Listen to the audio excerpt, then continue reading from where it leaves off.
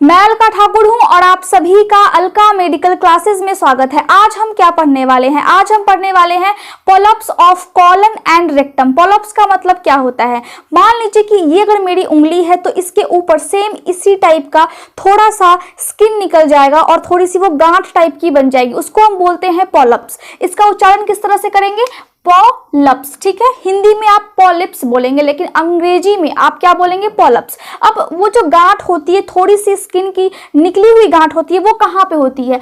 Colon. Colon का मतलब होता है लार्ज इंटेस्टाइन, मतलब हमारे बड़ी आंत में। और रेक्टम, रेक्टम कहाँ पे पाई जाती है? ये जो लार्ज इंटेस्टाइन है, ठीक है, या ये वाली, यहाँ पे ही इसकी जो अंतिम छोर होती है इसको हम बोलते हैं रेक्टम। लार्ज इंटेस्टाइन के अंतिम छोर को, मतलब बड़ी आंत है और वो जब जहाँ पे खत्म होती है उसको हम बोलते हैं रेक्टम। तो कॉलन, बड़ी आंत और रेक्टम, रेक्टम उसी का पार्ट है, लार्ज इंटेस्टाइन का ही पार्ट है। तो उसमें क्या होती है? उसमें थोड़ा सा जो टिश्यू होता है, टिश्यू का मतलब होता है कि इसी की जो ये हो गई बड़ी आंत और इसी की लेयर, इसी में छोटी सी एक गांठ बन जाती है और आगे की तरफ वो फिर निकल जाती है, मतलब इस टाइप की हो जाएगी और धीरे धीरे करके वो बड़ी होने लगेगी। ठीक है, तो यहाँ पर और इस बड़ी आंत में कहीं भी क्या हो जाती है? छोटी सी गांठ हो जाती है और वो थोड़ी सी निकली हुई होती है, मतलब आगे से वो देखेंगे तो वो थोड़ी सी लटकी हुई टाइप की रहेगी। ठीक है, तो आप समझ गए कि पोलप्स ऑफ कॉलन एंड रेक्टम ये एक डिजीज है, एक बीमारी है। अब ये क्या है? ये हमारे बॉडी में पाई जाने वाली पाचन तंत्र है, मतलब डाइजेस्टिव सिस्टम की डायग्राम है।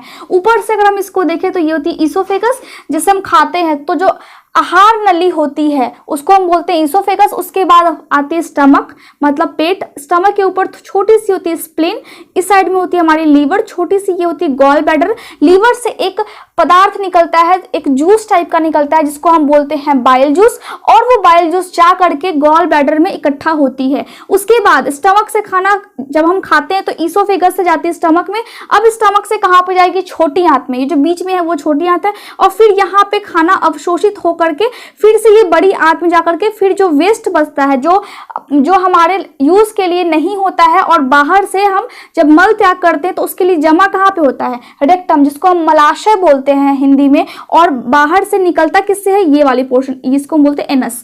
तो ये हो गई रेक्टम और ये हो गई एनस। ठीक है, अब इस बड़ी आंत को उठा करके मैंने यहाँ पे बनाया। सिर्फ बड़ी आंत की बात करेंगे अभी, क्योंकि बड़ी आंत में ही डिजीज हो रखी है, बड़ी आंत में ही प्रॉब्लम है। तो यहाँ पे जो बड़ी आंत है वो इस टाइप की, कुछ ऊपर गई है, फिर सीधी है, फिर नीचे है, फिर थोड़ी सी घूमी हुई है। तो जैसे जैसे ये ऊपर गई है तो इसको हम बोलेंगे असेंडिंग। ठीक है, इस सीधी है तो इसको हम बोलेंगे ट्रांसवर्स कॉलन, क्योंकि बड़ी आंत को हम कॉलन भी बोलते हैं और लार्ज इंटेस्टाइन भी बोलेंगे और कॉलन भी बोलते हैं। नीचे की तरफ आए तो डिसेंडिंग कॉलन। डिसेंडिंग कॉलन मतलब राइट साइड में होगी और असेंडिंग ये होगी लेफ्ट साइड में। उसके बाद ये जो थोड़ी सी घूमी हुई स्ट्रक्चर है, मतलब ये आंत थोड़ी सी घूम गई है, उसको हम बोलेंगे सिग्मोइड कॉलन, और ये यहाँ पे ऊपर में ये हुई रेक्टम और नीचे जो है एनस हो गई। अब ये छोटी सी होती है बड़ी आंत में, ये छोटी सी होती है, इसको हम बोलते हैं अपेंडिक्स। अपेंडिक्स कोई बीमारी नहीं है, जब अपेंडिक्स में सूजन हो जाता है तो हम उसको बोलते हैं अपेंडिसाइटिस, तो वो एक बीमारी है। लेकिन अपेंडिक्स हमारे बॉडी की नॉर्मल स्ट्रक्चर है, नॉर्मल बनावट है। यहाँ पे बड़ी आंत में छोटा सा एक स्ट्रक्चर होता है जिसको हम बोलते हैं अपेंडिक्स, और बड़ी आंत यहाँ से यह थोड़ी सी फूली हुई टाइप की होती है। ये नॉर्मल स्ट्रक्चर है, मतलब इसमें अभी तक कोई भी बीमारी नहीं है। इसको हम बोलते हैं सीकम। ठीक है, तो ये वाली जो फूली हुई स्ट्रक्चर है इसको हम बोलते हैं caecum. Ascending colon, transverse colon, descending colon, घूम गई सिग्मोइड कॉलन। उसके बाद यहाँ पे रेक्टम, जिसको हम मलाशय बोलते हैं, जिसमें मल इकट्ठा होता है। उसके बाद पास कहाँ से होता है? मल एनस के थ्रू। तो ये हमारे शरीर की नॉर्मल बनावट है बड़ी आंत की। बड़ी आंत में भी बहुत सारे पार्ट होते हैं, जैसे जैसे वो घूमती जाती है। ठीक है, तो उसके अकॉर्डिंग इनका नाम रखा गया है। अब होता क्या है? ये जो पॉलिप्स होती है वो क्या होती है? वो होती है abnormal growth rising from the lining of the large intestine colon and rectum. मतलब अगर मान लीजिए कि अगर ये आंत है तो इस आंत के बीच में से क्या होगी? ये आंत गोल गोल सी ऊपर से आपको दिख रही है, समझ लीजिए कि ये एक मार्कर है, लेकिन मार्कर के अंदर खाली सी स्पेस है। तो उसमें क्या होगी? उसमें एक एक्स्ट्रा ग्रोथ हो जाएगी। उसी लार्ज इंटेस्टाइन का जो लेयर होगा उसी लेयर में एक्स्ट्रा ग्रोथ हो जाएगी, वो थोड़ा सा बढ़ जाएगा। जैसे हम बोलते हैं कि कहीं पे स्किन पे, जैसे कि अगर किसी को एक यहाँ पे मासा हो जाता है या फिर तिल हो जाता है तो वो एक्स्ट्रा ग्रोथ करने लगता है, बढ़ने लगता है। इसी की लेयर फिर बाद में लटकने लगती है बाहर की तरफ, ठीक है। तो उसी तरह यहाँ पे स्मॉल इंटेस्टाइन में ये अगर रेड कलर की है तो रेड कलर की ही थोड़ा सा एक्स्ट्रा सा ग्रोथ होने लगेगा, कहाँ पे, कॉलन में और रेक्टम में। अब वो कैसे होती है, वो protruding into intestinal canal. Canal किसको बोलते हैं, ये इंटेस्टाइन है और इसके ऊपर से गोल गोल सी है लेकिन अंदर से थोड़ी सी खाली सी स्पेस है, ठीक है। तो उसमें क्या होगी, प्रोट्रूडिंग का मतलब होता है निकलना, उसमें वो इस तरह से अगर ये आंत है मान लीजिए ये बीच में, तो इस तरह से निकल जाएगी, इस तरह से लटकी हुई सी रहेगी। इसको हम बोलते हैं प्रोट्रूडिंग, मतलब आगे की तरफ निकल गई हुई है। इंटेस्टाइनल कैनाल, कैनाल का मतलब होता है ये खाली स्पेस, जिसको हम ल्यूमेन भी बोल सकते हैं।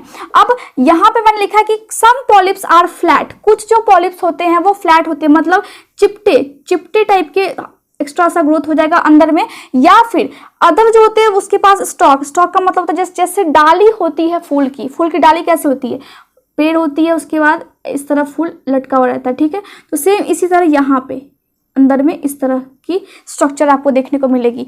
तो कुछ होती है कि फ्लैट होती है, मतलब चिपटी हुई थोड़ी सी एक्स्ट्रा सा ग्रोथ होगा, और कुछ उसमें लटकती हुई टाइप की रहेगी, ठीक है। तो इस तरह से हम देखते हैं कि पॉलिप्स हमारे इंटेस्टाइन में, बड़ी आंत को हम क्या बोलते हैं, कॉलन, तो कॉलन में हो जाती है। अब कुछ जो पॉलिप्स होते हैं वो बहुत ज़्यादा कॉमन है, किसमें कॉमन है, जिसमें कॉलन और रेक्टम में बहुत ज़्यादा होने वाली ये डिजीज़ है। मतलब हमेशा अगर कॉलन है या फिर रेक्टम है, बड़ी आंत है या फिर रेक्टम है, तो उसमें ये अक्सर होने वाली जो डिजीज़ होती है वो यही होती है, वो पॉलिप्स ही होती है।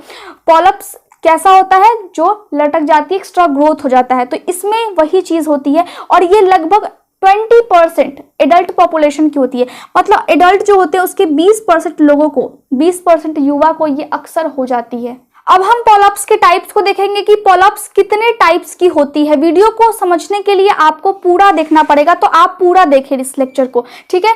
तो पॉलिप्स की टाइप मेनली दो तरह से होती है। पहली कौन सी है, पहली है हाइपरप्लास्टिक पॉलिप्स, और दूसरी कौन सी है, एडिनोमस और एडिनोमेटस पॉलिप्स। इसमें क्या होता है, सबसे पहले हम जानेंगे हाइपरप्लास्टिक पॉलिप्स के बारे में। हाइपरप्लास्टिक पॉलिप्स में भी दो टाइप की होती है। पहली तो ये कि मेनली ये जो पॉलिप्स होती है वो लेफ्ट साइड होती है, मतलब लेफ्ट साइड में कौन सी हो है, असेंडिंग कॉलन है। बड़ी आंत तो है लेकिन बड़ी आंत का कौन सा भाग है, बाएं साइड असेंडिंग कॉलन है, और दाएं साइड डिसेंडिंग, जहां पे नीचे की तरफ आंत आ रही है, ठीक है, नीचे की तरफ इंटेस्टाइन आ रही है, कौन सी, लार्ज इंटेस्टाइन या फिर कॉलन।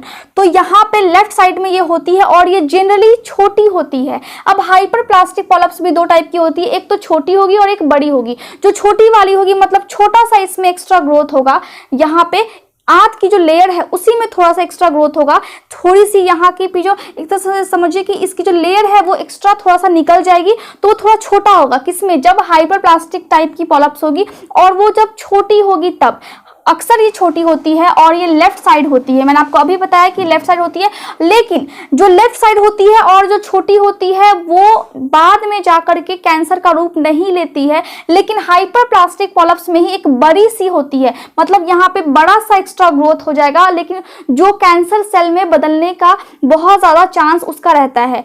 तो सबसे पहले क्या, छोटे वाले को अगर हम रिमूव नहीं भी करते हैं, अगर ट्रीटमेंट नहीं भी लेते हैं लंबे समय तक तो चल जाएगा, लेकिन अगर इसी में हाइपरप्लास्टिक पॉलिप्स का ही टाइप है और ये बड़ा है, यहाँ पे जो ग्रोथ है वो छोटा नहीं है, इसी के लेयर में बड़ा सा हो गया है, तो उसको बॉडी से रिमूव करना, इस आंत से, इस इंटेस्टाइन से रिमूव करना बहुत ज़्यादा नेसेसरी हो जाता है, आवश्यक हो जाता है, क्योंकि बाद में जा करके ये कैंसर का रूप ले सकती है अगर सही समय पर ट्रीटमेंट नहीं लिया गया तब, ठीक है। उसके बाद क्या, उसके बाद दूसरा है एडिनोमस और एडिनोमेटस पॉलिप्स। एडिनोमस और एडिनोमेटस पॉलिप्स कैसी होती है, पहले मैं आपको बता दूं कि जो बड़ा वाला हाइपरप्लास्टिक पॉलिप्स है वो राइट साइड में होती है, इस साइड में, छोटा वाला इस साइड में और बड़ा वाला यानी कि डिसेंडिंग कॉलन में होती है।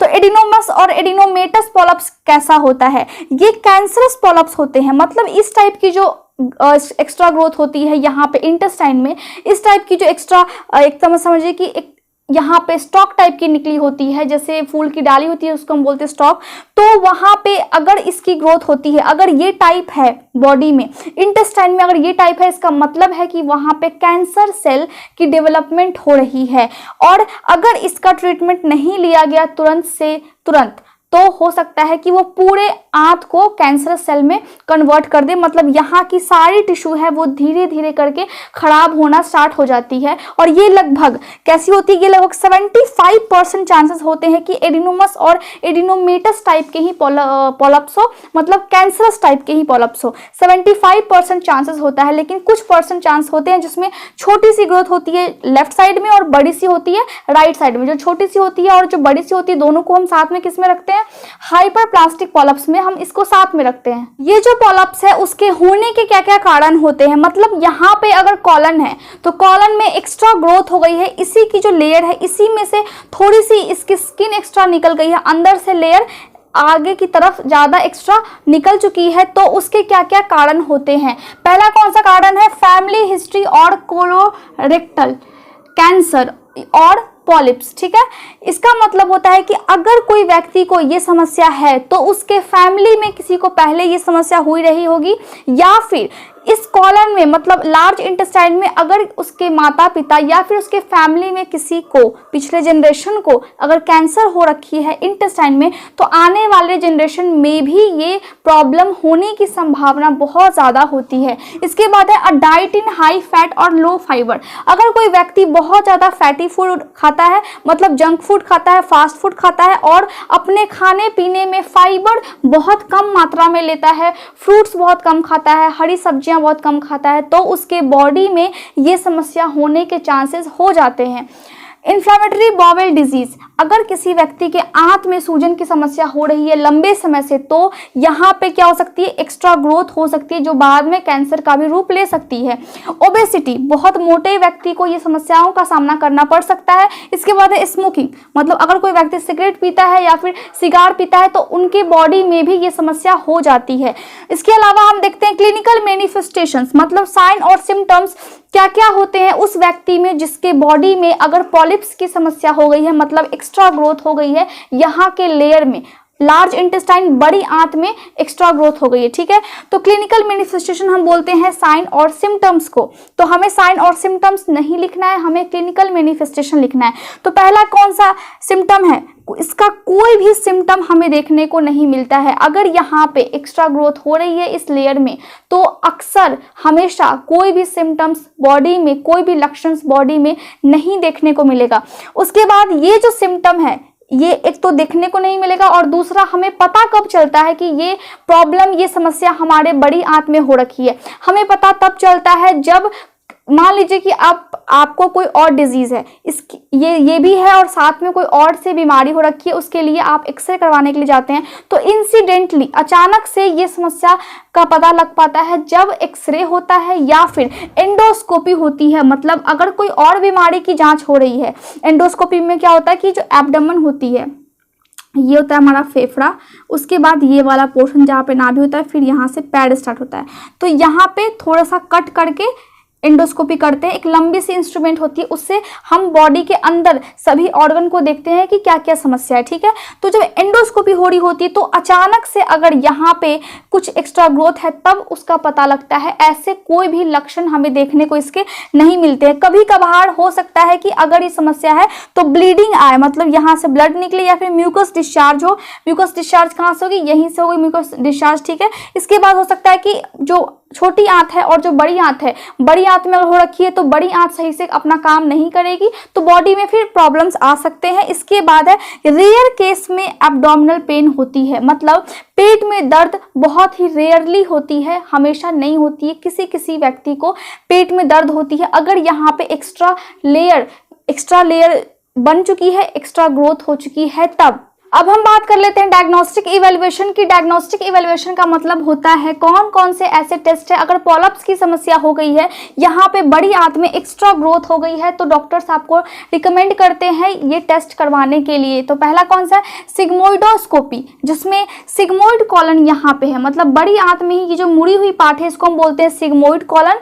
तो यहाँ पे नीचे की तरफ से इंस्ट्रूमेंट को इंसर्ट किया जाता है, इंस्ट्रूमेंट को डाला जाता है और फिर यहाँ पे चेक किया जाता है कि यहाँ पे कोई एक्स्ट्रा ग्रोथ तो नहीं है। इसको हम डालते हैं नीचे की तरफ से, मतलब रेक्टम से जाती है। ठीक है, उसके बाद कोलोनोस्कोपी, मतलब इसमें कॉलन में डायरेक्टली हम लार्ज इंटेस्टाइन में, बड़ी आंत में हम इंस्ट्रूमेंट को, लंबी सी इंस्ट्रूमेंट होती है और स्क्रीन पे दिखता रहता है, इस टाइप की होती है। और कुछ होती है जो फ्लेक्सिबल होती है और मतलब मुड़ जाती है आसानी से, कोई इंस्ट्रूमेंट होती है, और इसी में 2 टाइप की होती है और एक हार्ड सी होती है। तो जब हम इसमें करते हैं सिग्मोइड में या फिर हम कोलोनोस्कोपी करते हैं तो फ्लेक्सिबल वाली होती है, मतलब ऐसी इंस्ट्रूमेंट होती है जिसमें थोड़ा सा ये फ्लेक्सिबल मुड़ जाती है और फिर यहाँ के अंदर की जो भी लेयर है उसमें पता लगता है कि क्या क्या समस्या आई हुई है, और नॉर्मल अगर इसकी बनावट है तो वो भी हमें दिखती है स्क्रीन पे, ठीक है।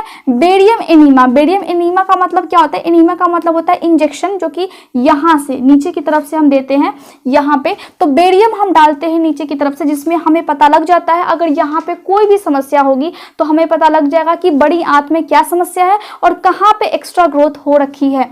कोलोनोग्राफी मतलब एक तरह से समझिए कि सिटी स्कैन, जिस तरह हम देखते हैं पिक्चर ली जाती है यहाँ की और वहाँ के स्किन में, मतलब यहाँ के स्किन की जो लेयर होती है बड़ी आंत की, उसमें हमें पता लगता है कि क्या क्या चेंजेस आ रहा है, और अगर यहाँ पे कैंसर होने की संभावना है तो वो भी हमें पता लग जाता है, ठीक है। इसके बाद हम इसकी मैनेजमेंट को देखते हैं कि अगर ये समस्या है किसी व्यक्ति में तो इसकी मैनेजमेंट यानी कि ट्रीटमेंट हम किस तरह से करते हैं, उसका इलाज किस तरह से किया जाता है। अगर यहाँ पे पॉलिप्स की समस्या है और वो छोटी है तो हम क्या करेंगे? स्नेरिंग करेंगे, मतलब उसको हम फंसा करके, एक इंस्ट्रूमेंट होती है जिसमें से तार निकली होती है और फिर हम इसको, एक्स्ट्रा ग्रोथ है तो हम उसको फंसा करके फिर उसको हम निकाल देते हैं जिसमें वायर लगी होती है उस इंस्ट्रूमेंट में, ठीक है। उसके बाद अगर बहुत ज़्यादा है, मतलब अगर यहाँ पे समझिए कि छोटी आंत में अगर 1 है या फिर 2 है तो हम क्या करेंगे? तो हम वैसे कंडीशन होगी तो हम करेंगे कि इसको फंसा करके निकालेंगे। लेकिन अगर बहुत ज़्यादा होगी ग्रोथ, मतलब यहाँ पे भी है एक्स्ट्रा ग्रोथ, यहाँ पे भी है, यहाँ पे भी है, तो हम क्या करेंगे? उस कंडीशन में हम कोलोनोस्कोपी करते हैं, मतलब यहाँ से बड़ी आंत में डायरेक्ट ऊपर से हम कट करते हैं और फिर बड़ी आंत में जाकर के हम देखते हैं कि कहाँ कहाँ पे है, और फिर उसके साथ हम क्या करते हैं? उसके साथ हम ऐसे इंस्ट्रूमेंट यूज़ करते हैं जिसमें से फंसाया जाता है और फिर साथ ही साथ हम उसको हीट प्रोवाइड करते हैं। मतलब यहाँ पे अगर कैंसर होने की संभावना है तो सबसे पहले इंस्ट्रूमेंट आती है जिसमें से तार निकला होता है, और फिर ये जो एक्स्ट्रा ग्रोथ होती है स्किन में, स्किन का मतलब है कि अगर बड़ी आंत है तो उसके अंदर की लेयर, मान लीजिए कि अगर मार्कर है तो उसके अंदर खोखला होगा तो उसमें थोड़ा सा एक गांठ टाइप का बन गया, तो उस गांठ को हम इंस्ट्रूमेंट के जरिए जिसमें से तार निकलती है उसमें से फंसाया जाता है, और साथ ही साथ उसके साथ क्या किया जाता है कि यहाँ पे बहुत ज़्यादा हीट को प्रोवाइड किया जाता है। हीट को मतलब इलेक्ट्रिसिटी, ताकि जो कैंसर होने की संभावना है, जो हेल्दी सेल है, जो स्वस्थ सेल है, वो बच पाए, और इस तरह की जो एक्स्ट्रा ग्रोथ हो रखी है उसके आसपास अगर थोड़ी भी संभावना है कैंसर होने की तो वो सभी सेल्स डिस्ट्रॉय हो जाए, वो सभी सेल्स एक तरह से खत्म हो जाए जो कैंसर पैदा करेंगी। तो इस तरह से हम करते हैं, और साथ ही साथ हम बायोप्सी भी करते हैं, यहाँ की स्किन को हम कट कर लेते हैं और फिर हम लैब में ले करके उसको माइक्रोस्कोप के अंदर देखते हैं कि यहाँ पे कैंसर होने की संभावना है या फिर नहीं है। इसके अलावा अगर लार्ज पॉलिप्स है, मतलब कि अगर यहाँ पे एक्स्ट्रा ग्रोथ छोटी सी है तो हम ये सभी करेंगे, लेकिन अगर बड़ी से बड़ी यहाँ पे बहुत ज़्यादा लंबी लंबी गांठ हो गई है और वो थोड़ी सी बड़ी है और वो दिन पर दिन बढ़ते जा रही है तो उस कंडीशन में हम सर्जरी करते हैं। मतलब यहाँ पे मैंने आपको बताया था कि अगर ये फेफड़ा है उसके नीचे अगर ये नाभि है यहाँ पे, तो हम क्या करेंगे? ऊपर से हम कट लगा करके इसको सर्जरी करके कट करके हम इसको बाहर निकालेंगे। अगर बड़ी बड़ी यहाँ पे एक्स्ट्रा ग्रोथ हो गई है तो उस कंडीशन में। अगर पॉलिप्स की समस्या है तो इसके बचाव के लिए हम क्या क्या कर सकते हैं, मतलब प्रिवेंशन क्या क्या होती है जिसके कारण बड़ी आंत में ये समस्या ना आए। पहला क्या है? ईटिंग हाई फाइबर डाइट, मतलब ऐसी डाइट, हमारे खान पान ऐसा होना चाहिए हमारा जिसमें हाई फाइबर डाइट होनी चाहिए, मतलब फ्रूट्स होनी चाहिए, फल होनी चाहिए, हरी सब्जियां होनी चाहिए, दाल होनी चाहिए, तो ये सभी होनी चाहिए ताकि ऐसी समस्या हमारी बड़ी आंत में ना हो सके। इसके बाद है, अगर कोई व्यक्ति स्मोकिंग करता है तो उसे स्मोकिंग छोड़ देनी चाहिए, और अल्कोहल मतलब शराब नहीं पीना चाहिए। एक्सरसाइज करना चाहिए डेली ताकि सभी ऑर्गन्स हेल्दी रहे। लूज करना चाहिए वेट, अगर ओवर वेट है व्यक्ति तब, जिसके कारण ओवर वेट के कारण भी ये समस्या हो सकती है, तो इसके लिए हमें एक्सरसाइज और वेट को लूज करना चाहिए। और क्या खाना चाहिए? कैल्शियम ज़्यादा लेना चाहिए हमारे डाइट में, और फोलेट का मतलब होता है ये विटामिन B9 होती है, यहाँ लिख देती हूँ, विटामिन B9 होती है जो पहले क्या होती है, फॉलिक एसिड होती है। फॉलिक एसिड फिर जब हम खाते हैं तो बॉडी में फोलेट बन जाती है। तो ये जो फॉलिक एसिड है वो हेल्दी आरबीसी, बॉडी में जो आरबीसी है, लाल रक्त कोशिका है, उसको बनाने में हेल्प करती है, जिससे कि खून की कमी नहीं होती है। तो कैल्शियम और फोलेट हमें लेना चाहिए अपने डाइट में। कैल्शियम में क्या क्या आ गया, मिल्क आ गया, चीज आ गया, ब्रोकली आ गई, ठीक है, चीज, मिल्क और ब्रोकली। और फोलेट में चिक्सपी, चिक्सपी मतलब होता है जो छोला बनता है, व्हाइट वाला छोला, उसको हम बोलते हैं चिक्सपी। किडनी बीन्स मतलब राजमा, और स्पिनच मतलब पालक। तो इस तरह हम देख सकते हैं कि इन सभी चीज़ों का यूज़ करने की वजह से ये समस्या को हम रोक सकते हैं। लेकिन जो मेन जो सिम्टम्स होते हैं, जो मेन कारण होते हैं, अगर मेन लक्षण आ रहे हैं कि यहाँ पे किसी कारण की वजह से यहाँ पे एक्स्ट्रा ग्रोथ हो रही है, तो उसका अभी तक नहीं पता है कि किस कारण की वजह से अचानक इसमें एक्स्ट्रा ग्रोथ हो जाती है। लेकिन हम ये चीज़ें करके उसको रोक सकते हैं। उसके रोकथाम के लिए हम कुछ उपाय कर सकते हैं जो मैंने आपको अभी बताया है। इसीलिए आप सभी ध्यान दें अपने खान पान पे, ताकि फ्यूचर में ये समस्या आपके साथ ना हो। Thank you so much for watching my video. अगर आपको मेरा वीडियो अच्छा लगता है, आप इसे लाइक, शेयर और सब्सक्राइब जरूर करें। इसके अलावा आप मेरे टेलीग्राम चैनल को भी ज्वाइन कर सकते हैं नोट्स के लिए। Thank you so much.